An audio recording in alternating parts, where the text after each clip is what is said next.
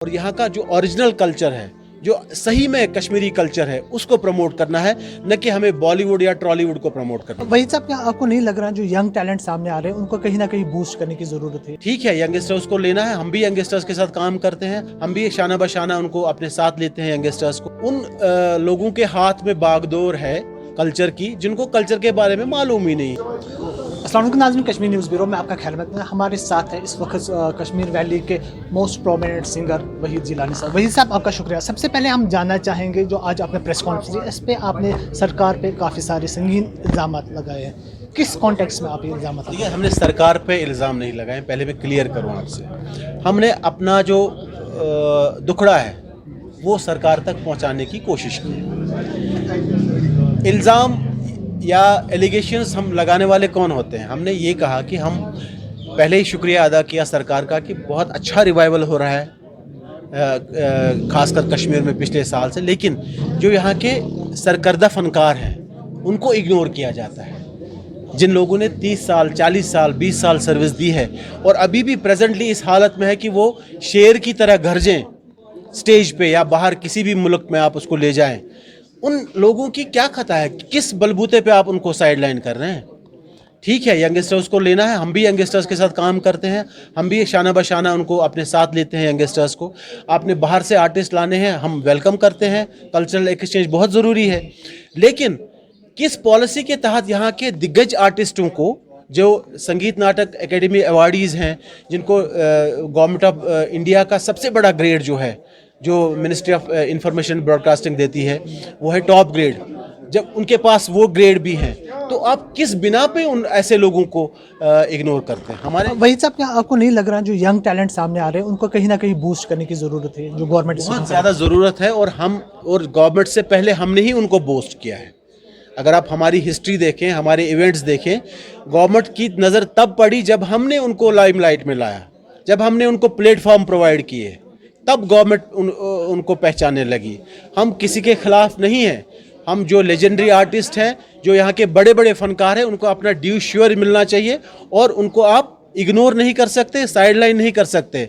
ये कारवान नए आर्टिस्ट, बाहर के आर्टिस्ट, हमारे लेजेंडरी आर्टिस्ट और सरकार, सबको मिलके ये कारवान को आगे चलाना है और यहाँ का जो ओरिजिनल कल्चर है, जो सही में कश्मीरी कल्चर है, उसको प्रमोट करना है, न कि हमें बॉलीवुड या टॉलीवुड को प्रमोट करना है। अभी हम प्रेस कॉन्फ्रेंस आपकी सुन रहे थे, उसमें आपने कहा था कहीं ना कहीं जो हमारा कल्चर है उस पर साथ जस्टिफिकेशन नहीं कर रही है। ये किस कॉन्टेक्स्ट में आप? जस्टिफिकेशन मतलब उन लोगों के हाथ में बागडोर है कल्चर की, जिनको कल्चर के बारे में मालूम ही नहीं है, यही है। वहाँ अच्छे लोग आने ये आप किस तरीके से कह सकते हैं उनको कल्चर के बारे में नहीं मालूम? नहीं, हमने देखा है, हमने डील किया उनके साथ, हम जाते रहते हैं उनके ऑफिसेज में।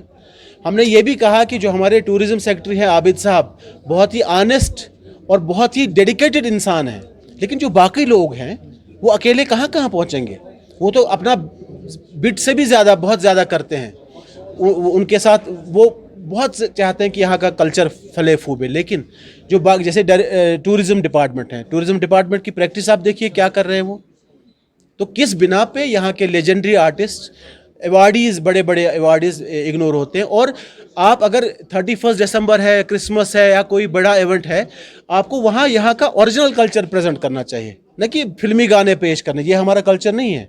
फिल्मी गाने आप शौकिया कर सकते हैं, लेकिन अगर बाहर का टूरिस्ट है या फॉरेन टूरिस्ट है, उसको आप यहाँ के कॉस्ट्यूम्स और यहाँ के कल्चर, जो ओरिजिनल कल्चर है, वो दिखाना है आपको। Apart from this press conference, हम जानना चाहेंगे जो न्यू फिल्म पॉलिसी, क्या आपको लग रहा है यहाँ के आर्टिस्टों को वो जब उस पॉलिसी के तहत लिया जा रहा है? देखिए, वो पॉलिसी अभी कागजों में ही है, जो मुझे नहीं लगता कि यहाँ के, मैं अपनी म्यूज़िक कम्युनिटी की बात करता हूँ, मुझे जो बाकी आर्ट फॉर्म्स हैं, परफॉर्मिंग आर्ट से, चाहे ड्रामा है, या मुझे उनका पता नहीं है, शायद वो काम करते होंगे, लेकिन जो यहाँ के म्यूजिशियंस हैं, जो यहाँ के क्वालिफाइड लोग हैं, म्यूज़िक कंपोजर्स हैं, बड़े बड़े सिंगर्स हैं, उनको उस फिल्म पॉलिसी कोई असर नहीं पड़ा, ना उनको फ़ायदा हुआ उस फिल्म पॉलिसी से। वही सब रिसेंटली हम देखेंगे बहुत सारे ऐसे सॉन्ग्स हैं जो कश्मीर से जुड़े हुए हैं, उनको कुक स्टूडियो में गाया गया है। हाफिज़ रशीद साहब ने एक गाना गाया था और नूर मोहम्मद साहब ने गाया। क्या लग रहा है आपको वो गानों के साथ वहाँ पे जस्टिफिकेशन? देखिए, वो हमारे लिए बहुत इज़्ज़त की बात है। इतने बड़े स्टूडियोज़ हैं, इतने बड़े प्रोडक्शन हाउसेस हमारे फनकारों को लेते हैं, हमारे लिए बहुत इज़्ज़त की बात है। लेकिन ट्रीटमेंट में जहाँ मैंने अभी भी कहा एक भाई से, अपने जर्नलिस्ट भाई से कहा कि जब रशीद हाफिज़ साहब वहाँ गए तो बहुत अच्छा गाया उन्होंने और बड़े यंगस्टर्स अट्रैक्ट हुए, लोगों ने पसंद किया। लेकिन जहाँ ट्रीटमेंट की बात है, अगर उस गाने को रशीद हाफिज़ साहब की जो पार्टी है, सारंगी है, मटका है, तुंबक नारी है, रबाब है, अगर वो भी स्टेज पे आ जाते तो पूरा एक कश्मीर की अक्कासी होती।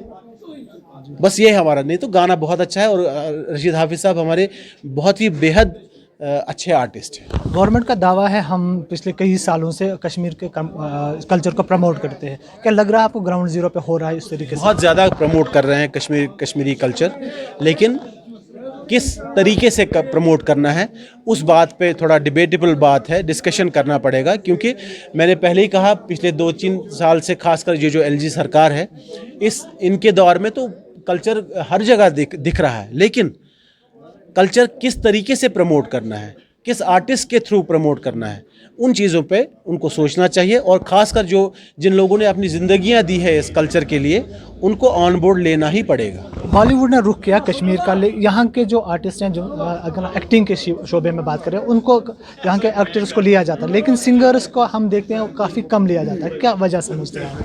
नहीं, अब ये एक्टर्स का जो सिलसिला हुआ है अभी कुछ अरसे पहले हुआ है, शायद ये एक लक की बात भी होती है, किस्मत की बात है और एफर्ट्स की भी बात होती है।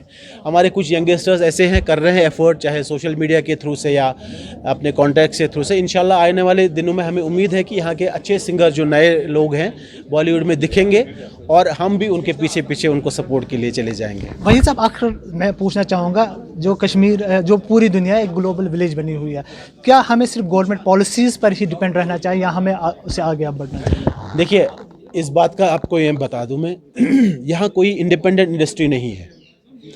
जम्मू कश्मीर में ये हमारे साथ सानिया है, क्योंकि यहाँ जैसे बाकी स्टेट्स में अपनी रीजनल फिल्म इंडस्ट्री होती है, वहाँ से वो आर्टिस्ट भी पनपता है, टेक्नीशियन भी पनपता है और अच्छे अच्छे प्रोडक्ट्स भी मिलते हैं। यहाँ नामसाइब हालात के बिना पर पिछले 30-35 साल से हम सिनेमा को प्रमोट नहीं कर सके हमारी मादरी ज़बान में, रीजनल सिनेमा है। इसीलिए हम यहाँ का फनकार यहाँ के कल्चरल इंस्टीट्यूशंस पे ही डिपेंडेंट है, यहाँ के कल्चरल इंस्टीट्यूशंस को ही स्ट्रेंथन करना है। क्या आपको लग रहा है it's high time to develop our own industry? Yes, it is high time, और बल्कि कुछ लोग कर रहे हैं कोशिश, फिल्में बन रही हैं, म्यूज़िक वीडियोस बन रहे हैं। इंशाल्लाह आने वाले दिनों में, आने वाले सालों में एक नया दौर खुलेगा, नए फनकार आएंगे, अच्छे फनकार आएंगे और अच्छे लोगों को आगे जाने का मौका मिलेगा। शुक्रिया, थैंक यू वेरी मच।